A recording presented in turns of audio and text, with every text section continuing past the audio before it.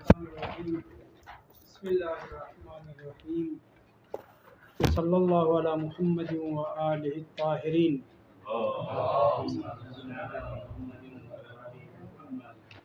ولعنۃ اللہ علی اعدائہم اجمعین الی یوم الدین۔ بسم اللہ الرحمن الرحیم۔ آج کے دن ہم فقہ التبری اور دروس التبری کے عنوان سے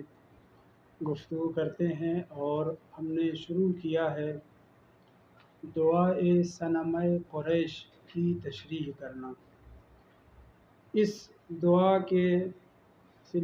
سلسلے میں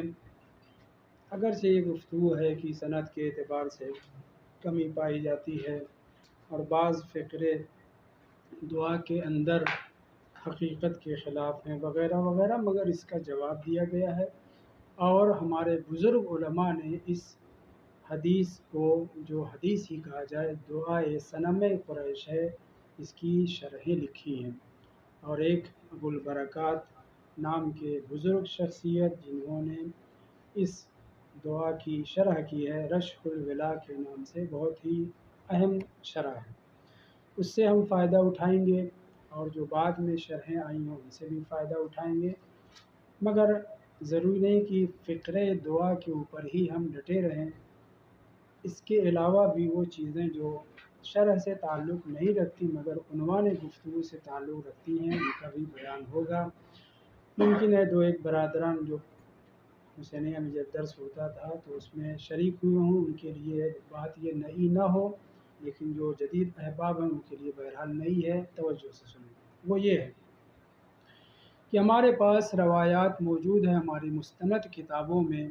کہ حضرت امام جعفر صادق علیہ السلام نام بنام بعض ملعونوں اور ملعونات کے اوپر بد دعا کرتے تھے اپنی نماز کے قنوت میں۔ اس کے اوپر گفتگو کی جا چکی ہے۔ صرف امام صادق علیہ السلام ہی نہیں بلکہ اس سے پہلے حضرت امیر المومنین علیہ السلام بھی اپنے بعض قنوت میں یہی جو دعائے صنم قریش ہے، اس کے لیے ابن عباس نے کیا کہا ہے کہ امام اپنے نماز کے قنوت میں پڑھتے تھے، اور خاص طور سے نماز صبح کے قنوت میں۔ اس کے علاوہ خود امیر المومنین اسلام کی وہ روایت بھی پڑھی گئی کہ جس میں یہ بیان کیا گیا ہے کہ آپ نام بنام 4 ملعون مردوں اور 4 ملعونہ عورتوں کا نام لے کر کے ملامت کیا کرتے تھے، قنوت پڑھا کرتے تھے، تبرہ کیا کرتے تھے، لیکن اس کا مدت زمانی محدود ہے، بس کچھ اوقات میں، کچھ زمانے میں، اور اس کے اوپر بھی ہم گفتگو کر چکے ہیں۔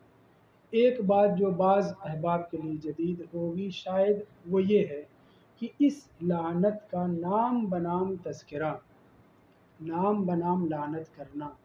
کیا اس کے موجب امیر المومنین علیہ السلام ہی ہیں، یا ان کے بھی سید و سردار آقا و مولا جناب رسول خدا صلی اللہ علیہ وآلہ وسلم نے یہ کام کیا ہے؟ سوال یہ ہے۔ چھٹے امام کی روایت پڑھی جا چکی ہے، امیر المومنین کی روایت پڑھی جا چکی ہے، صنم قریش والی دعا قنوت میں پڑھتے تھے۔ اس کے علاوہ 4 مرد 4 عورتوں کا نام قنوت میں لے کر کے لعنت کرتے تھے۔ اس کے علاوہ ہمارے پاس ایک اور روایت ہے، کئی روایت ہے، 2 روایت خاص طور سے کہ جناب سیدہ بعض خبیثوں کا نام لے کر کے ان کے اوپر لعنت کرتی ہے نماز کے بعد۔ اسی طریقے سے امام صادق علیہ السلام کی بھی روایت آپ کے سامنے پیش کی گئی۔ سوال یہاں ہے، اس مرحلے میں ہے کہ کیا موجد ایجاد کرنے والے نام بنام لعنت کے، تبرہ کے امام امیر المومنین علیہ السلام ہیں یا نہیں؟ ان کے بھی سید و آقا سردار حضرت رسول خدا صلی اللہ علیہ وآلہ وسلم نے بھی یہ کام کیا ہے۔ ہمیں معلوم ہو یا نہ معلوم ہو، کیا انہوں نے بھی نام بنام لعنت کی ہے؟ اس کے اوپر گفتگو ہے۔ اس حدیث کو میں آپ کے سامنے جو ذکر کر رہا ہوں، بحار الانوار جلد 8 صفحہ نمبر 566 سے 66۔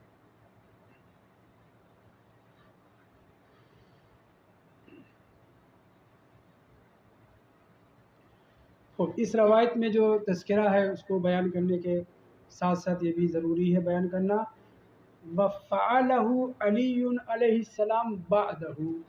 इस रवायत के बाद में ये फ़िक्रा ज़िक्र हुआ है, जो रवायत पढ़नी है अभी पढ़ी नहीं है रसूल खुदा के हवाले से, उसमें ये फ़िक्रा है वफ़अलहु अली अलैहिस्सलाम बादहु, यानी रसूल खुदा सल्लल्लाहु अलैहि वसल्लम के बाद, उनकी रहलत और शहादत के बाद इस अमल को अमीरुल मोमिनीन अलैहिस्सलाम ने भी अंजाम दिया है। तो अब हमारे लिए सीरत नबवी भी है, सीरत अलवी भी है, यानी अगर नाम बनाम अमीरुल मोमिनीन अलैहिस्सलाम लानत कर रहे हैं और हमारे लिए तक़य्ये का मौरिद नहीं है, अपनी मेजॉरिटी में है, अपने लोगों में है, तो आप बरहुम लानत डायरेक्ट जो है कर सकते हैं, समझ रहे हैं। तो अमीरुल मोमिनीन ने भी ऐसा किया है, और रसूल खुदा ने जो किया है उसको रसूल खुदा की इत्तिबा में, सीरत में फ़अलहु अलीयुन बादहु, ये इबारत है। पहले रसूल खुदा के इस फरमान को ज़िक्र करते हैं। मैंने बिहार का हवाला दिया, इसके अलावा जनाब हुर्र आमिली की जो मशहूर किताब मौसूए हदीसी है, यानी वसाइल शिया, उसकी जिल्द नंबर 6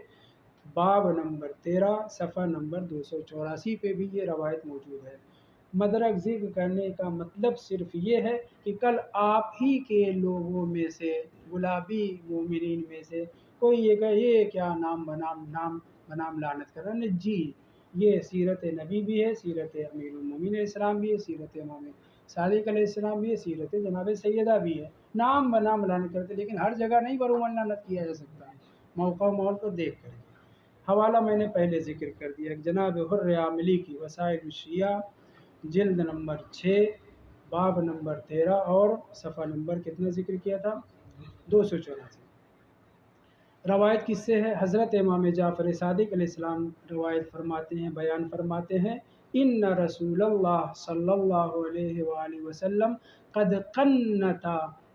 पैगम्बर इस्लाम ने नमाज के अंदर, क़ुनूत क्या है भले वो मुस्तहब है, लेकिन नमाज के अंदर है ना, वसत में है ना, रसूल खुदा सल्लल्लाहु अलैहि वसल्लम ने क़द क़न्नता, उन्होंने क़ुनूत में, वदअ अला कौमिन बिअस्माइहिम व अस्माए आबाइहिम व अशाइरिहिम, रसूल खुदा सल्लल्लाहु अलैहि वसल्लम ने क्या किया है, बद्दुआ की है। दआ अलैहि दआ लहू, क्या फ़र्क है, दआ लहू हो तो दुआ करना है, दआ अलैहि यानी क्या, बद्दुआ करना, लानत करना, तबर्रा करना वगैरह। पैगम्बर इस्लाम सल्लल्लाहु अलैहि वसल्लम ने क़ुनूत में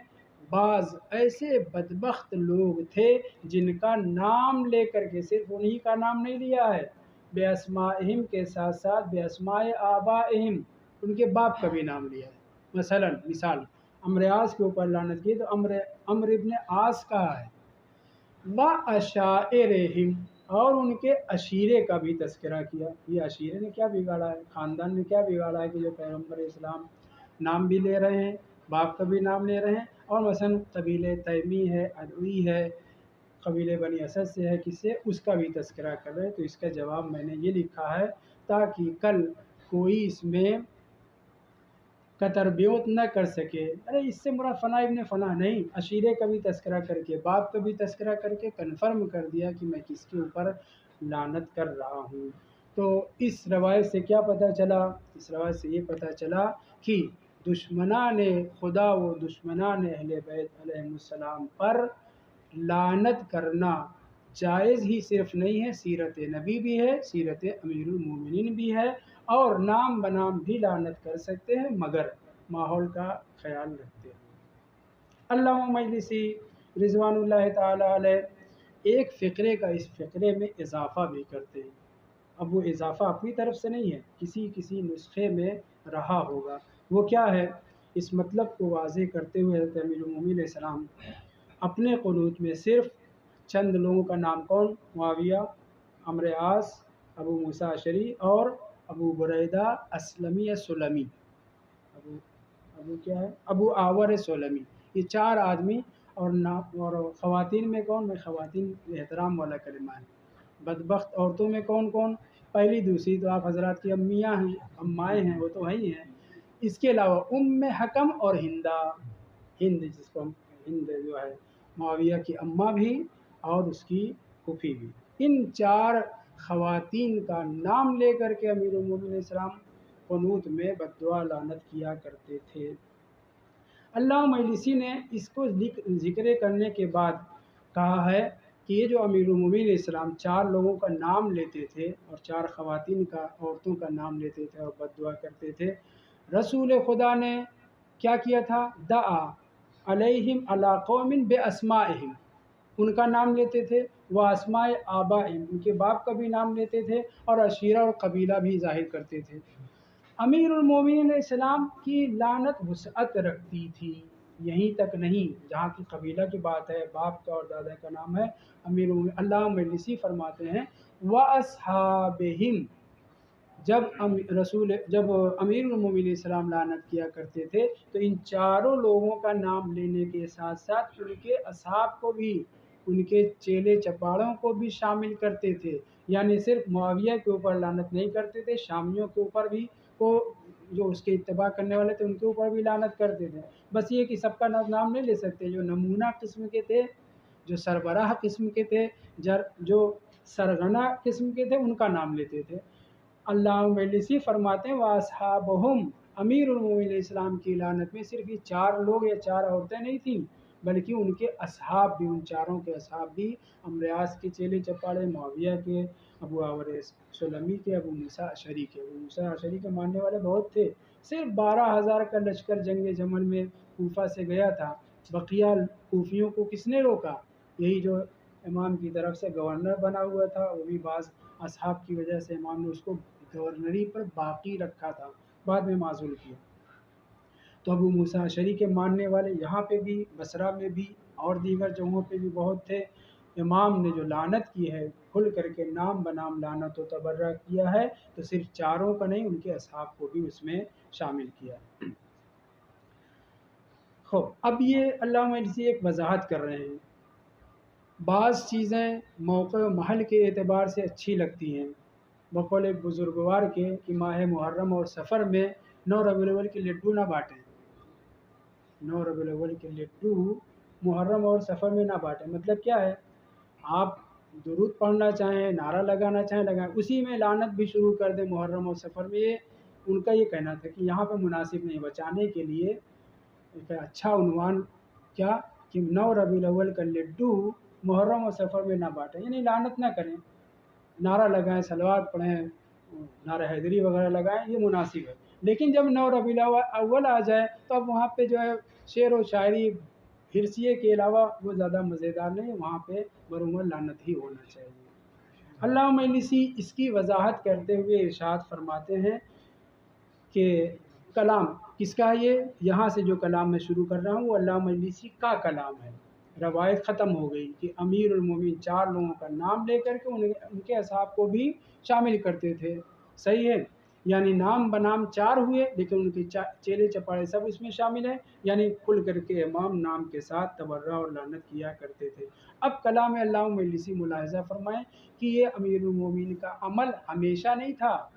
وہ جو خبیث 25 سال تک براجمان تھے خلافت، مسند خلافت پر رسول خدا کے، کیا امام وہاں پہ بھی لعنت کرتے تھے ان کے اوپر یا ان کی بیٹیوں کے اوپر؟ نہیں۔ اس لیے اللہ مجلسی کا کلام سنیں، کان علی علیہ السلام بعد الحکومت، حکومت سے مراد کیا ہے؟ جب حکومت ملی، بولیں بھائی، کہیں کہیں آپ لوگ بھی بولا کریں، کان علی علیہ السلام بعد الحکومت، حکومت کے بعد جب امام نماز پڑھتے تھے۔ اس حکومت سے مراد 4 سال چند مہینے کی حکومت نہیں ہے، حکومت سے مراد تحکیم ہے۔ تحکیم کیا ہے؟ جنگ صفین کے بعد، جس میں بدبخت ابو موسیٰ اشعری کو خوارج نے زبردستی امام کی طرف سے نمائندہ قرار دیا، اور ادھر سے معاویہ نے امریاس کو، دومت الجندل پہ دونوں اکٹھا ہوئے، اور وہ کل کے بھی تذکرہ ہو چکا، کل یا پرسوں بھی تذکرہ ہو چکا، پہلے بھی۔ ان لوگوں نے کہا کہ ہم علی کو بھی معزول کرتے ہیں، معاویہ کو بھی معزول کرتے ہیں، یہ ابو موسیٰ اشعری نے کہا۔ امریاس نے کیا کیا کہ انہوں نے تو معزول کر دیا ان کے نمائندے نے، میں کیا کر رہا ہوں؟ اپنے منوب انہوں کو کیا کرتا ہوں؟ ابقاء کرتا ہوں، یعنی خلیفۃ المسلمین قرار دیتا ہوں۔ توجہ کریں، بعد الحکومت سے مراد حکومت ظاہری نہیں ہے، بلکہ تحکیم کے بعد، یعنی سن کتنے 37 ہجری میں ظاہر ہو، 37 یا 38 میں۔ काना अली अलैहिस्सलाम बादल हुकूमत इज़ा सल्ला अलगदात वल मगरिब, जब नमाज मगरिब पढ़ते थे। और नमाज गदा से मुराद चाश्त की नमाज हमारे यहाँ नहीं है, सुन्नियों के यहाँ है। नमाज सुबह मुराद है। नमाज सुबह में भी और नमाज मगरिब में भी तहकीम के बाद जब इमाम नमाज पढ़ते थे,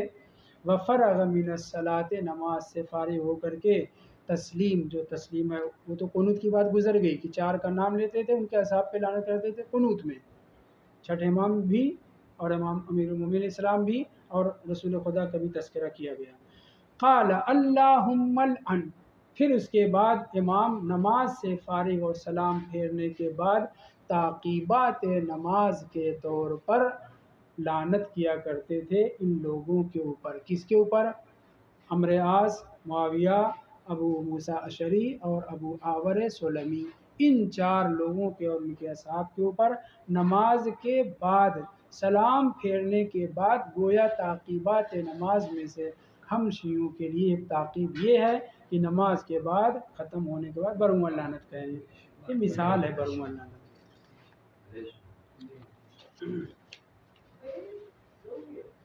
एक सलात मोहम्मद।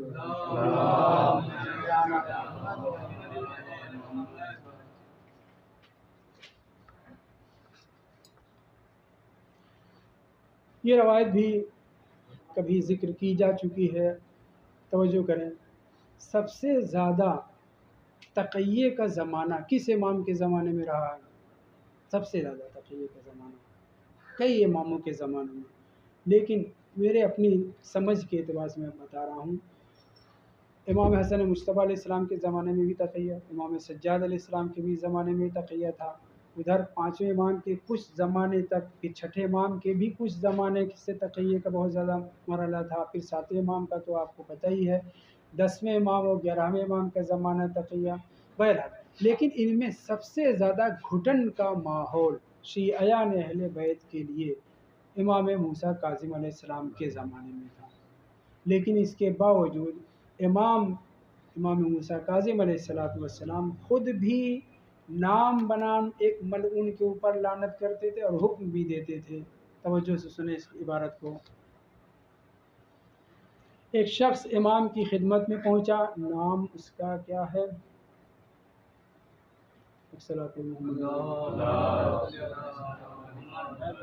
मोहम्मद बिन हकीम। मोहम्मद बिन हकीम नाम का इमाम की खिदमत में पहुंचता है और कहता है, मौला, आपके बाप इमाम सादिक अलैहिस्सलाम ने, दादा इमाम बाक़िर अलैहिस्सलाम ने, उससे पहले अमीरुल मोमिनीन अलैहिस्सलाम ने, और आपने जिस वक्त इमाम जो है वो ज़िंदानी ज़िंदगी नहीं गुजारनी पड़ी थी, उससे पहले मोहम्मद इब्न हकीम आकर के बरजस्ता कह रहे हैं, इमाम से कह रहे हैं, क्या कह रहे हैं? जो इल तो फ़िदाक, मैं आपके ऊपर फ़िदा हो जाऊँ मौला, फ़क़िहना फ़िद्दीन, हम फ़क़ीह बन चुके हैं दीन में। खुद अपने लिए कह रहे हैं, मौला हम दीन में फ़क़ीह बन चुके हैं। मगर कैसे फ़क़ीह बने? आप लोगों की बरकत से,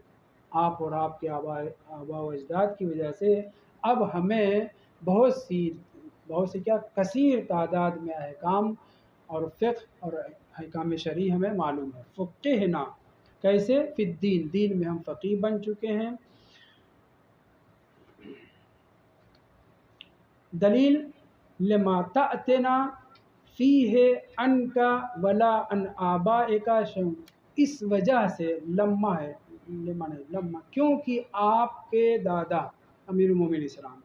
और आपके दूसरे दादा इमाम बाक़िर अलैहिस्सलाम और आपके वालिद बुज़ुर्ग इमाम सादिक अलैहिस्सलाम और आपका कुछ ज़माना और भी इमामों के ज़माने में, चौथे इमाम और इमाम हुसैन अलैहिस्सलाम, इमाम हसन अलैहिस्सलाम भी सब शामिल हैं। लेकिन कुल्ली तौर पर ये सहाबी इमाम से ये कह रहा है कि अगर आप लोग न होते तो हम अपने दीन के अहकाम न जानते। हम जो फ़क़ीह बने हैं, दीन में बसीर बने हैं, अहकाम हमें जो पता चले हैं, वो किस वजह से? लिमा जाअना, जो हमारे पास बातें आई हैं, अहकाम जो पहुँचे हैं आपकी तरफ से, आपके आबा व अजदाद की तरफ से। उसके बाद एक ख़ास बात जो कह रहा है मोहम्मद इब्न हकीम, उस पर तवज्जो करें। वरना हम इनके उनके दर पे जाते शरीयत लेने के लिए, आज हमें इनके उनके दर पे नहीं जाना। दूसरे लफ्ज़ों में दरबारी मुल्ला जो थे उनसे फतवा हासिल करते, इनके उनकी बातें सुनते। آپ لوگ اگر نہ ہوتے تو ہمیں قرآن کی صحیح تفسیر، احادیث کے صحیح بیان، شریعت کے صحیح احکام ہم تک نہ پہنچتے، ہم دین میں فقیہ نہ بن پاتے۔ بدولت آپ لوگوں کی ہم دین میں فقیہ بن گئے۔ نہیں، اپنی تعریف نہیں کر رہے ہیں، بلکہ امام کی عنایت اور اماموں کی عنایت کا تذکرہ کر رہے ہیں۔ اس کے بعد آخری فقرے پہ توجہ دیں۔ یہی محمد ابن حکیم پہنچتے ہیں ہشام بن حکم کے پاس اور کہتے ہیں کہ میں نے ایک مرتبہ امام کاظم علیہ السلام سے یہ عرض کیا تھا کہ مولا، کہ کبھی کبھی ایسا بھی ہوتا ہے کہ بڑے بڑے احکام فقہ ہیں نا، لفظ یاد رہے، ہم تو فقیہ کر بنا دیے گئے ہیں بدولت آپ کے آباء و اجداد کے، لیکن مولا، اسی جملے میں، لیکن مولا کبھی کبھی ایسا بھی ہوتا ہے سامنے کی چیز کا حکم ہمیں نہیں معلوم ہوتا۔ ممکن ہے موٹی موٹی باتیں معلوم ہے، اس کے ذریعے ہم جزئیات کے حکم نکال سکتے ہیں، لیکن کبھی کبھی ایسا بھی ہوتا ہے کہ آپ سے یا آپ کے آباء طاہرین سے کسی موضوع، چھوٹے سا موضوع صحیح، اس میں آپ سے یا آپ کے آباء و اجداد سے کوئی روایت نہیں آئی ہے، توجہ، تو کیا ہم آپ سے پہنچی ہوئی روایات کو ادھر ادھر کر کے، اوپر نیچے کر کے، ان کو جوڑ کر کے کوئی نیا حکم نکال سکتے ہیں؟ دوسرے لفظوں میں آپ کی روایات کی بدولت قیاس کر سکتے ہیں؟ سائل کا سوال یہ ہے، عبارت میں پڑھ رہا ہوں،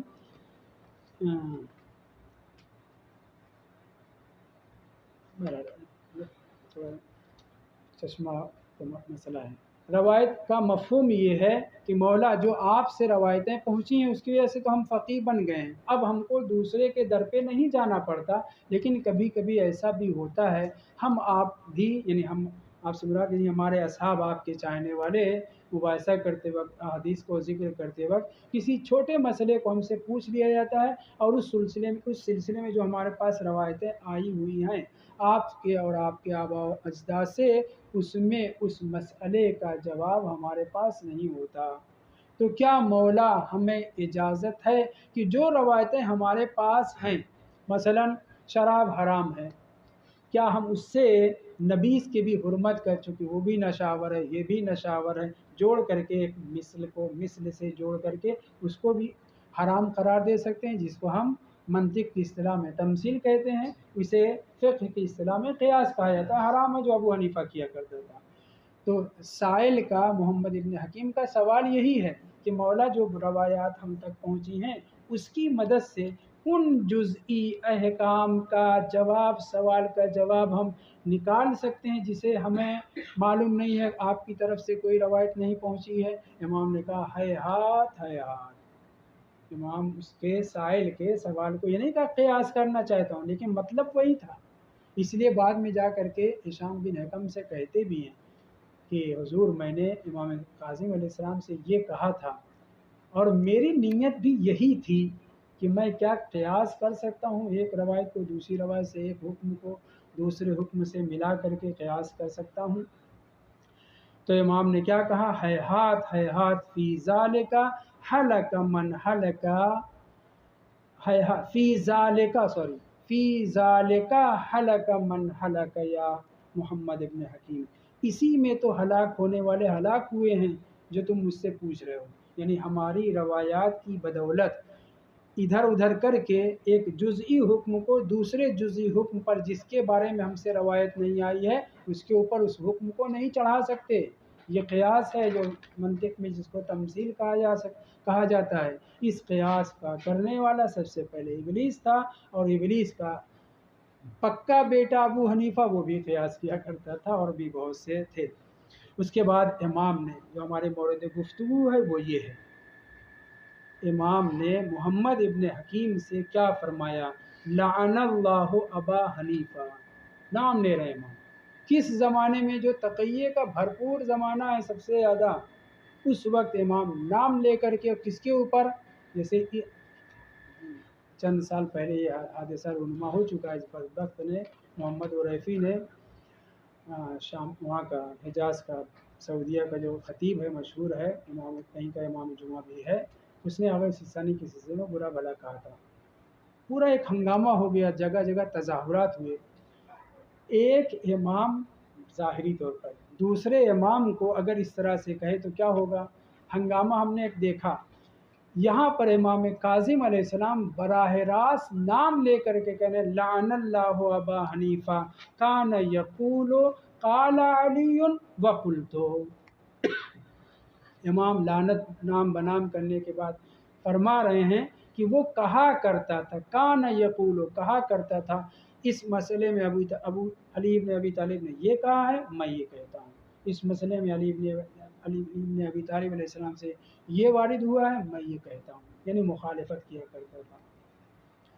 اور اس کا مشہور مقولہ جو ہماری کتاب میں آیا ہے الکافی، نہیں یہ تو کافی میں ہے، لیکن جو دوسرا مقولہ ہے وہ کس کتاب سے میں نقل کر رہا ہوں، خیر دیکھ کے بتانے والی کہتا ہے کیا وہ مشہور مقولہ یقیناً آپ نے بارہا سنا ہوگا، خالفت جعفر، میں نے امام جعفر صادق علیہ السلام کی خوب مخالفت کی،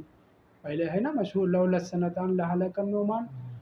بارہا آپ لوگ سن چکے ہیں، یہاں پہ یہ خود کہتا ہے کہ میں نے خالفت جعفرا فی کل ما یقول، ہر بات میں، ہر حکم میں، ہر روایت میں، ہر مسئلے میں میں نے جعفر صادق کی مخالفت کی علیہ الصلوۃ والسلام۔ کس نے؟ ابو حنیفہ خود کہتا ہے کہ میں نے جعفر صادق کی ہر مسئلے میں مخالفت کی، سوائے اس کے کی رکوع کی حالت میں یا سجدے کی حالت میں وہ اپنی آنکھوں کو بند رکھتے ہیں یا کھلی رکھتے ہیں، کہ اگر کھلی رکھتے ہیں تو بند کرنے کا حکم دے دوں، اور اگر بند رکھتے ہیں تو کھلی رکھنے کا حکم دے دوں۔ ایک بزرگوار نے ہمارے، میں بیان کر چکا ہوں آپ کے سامنے، ایک بزرگوار نے ہمارے یہ نقل کیا ہے کہ اس نے حکم دیا مخالفت میں، کہا ایک آنکھ کھلی رکھو ایک آنکھ بند رکھو،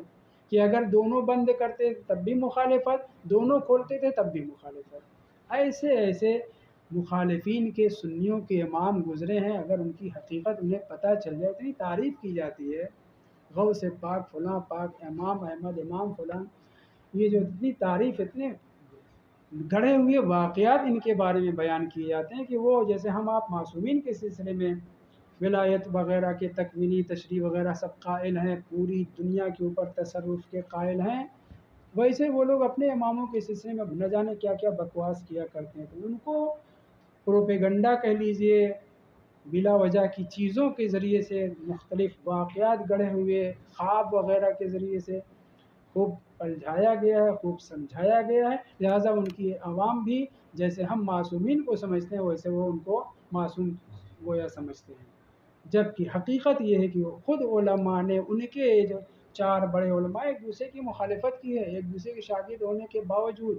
اس طرح سے بخاری مسلم وغیرہ کی بھی یہ کہتا ہے کہ میں نے خالفت جعفرن فی کل ما یقول، اس لفظ پہ غور کریے، فی کل ما یقول، 2 سال میں اس نے کتنی روایتیں سنی ہوں گی؟ ابو حنیفہ نے چھٹے امام سے کتنی روایتیں سنی ہوں گی؟ اگر روزانہ 2 حدیث مان لیں تو 700 حدیث ایک سال میں، 7 دونی 1400 حدیث، یہ میں مختصراً کہہ رہا ہوں، نہ جانے کتنی حدیث اس نے سنی ہوگی، کہہ رہا خالفت جعفرا فی کل ما یقول، جتنی بھی بات کرتے تھے، جتنی بھی چیزیں بیان کرتے تھے، جتنے بھی احکام بیان کرتے تھے، میں نے سب میں مخالفت کی، الا لا ادری انه یغمز عینیہ فی الرکوع والسجود او یفتحہما،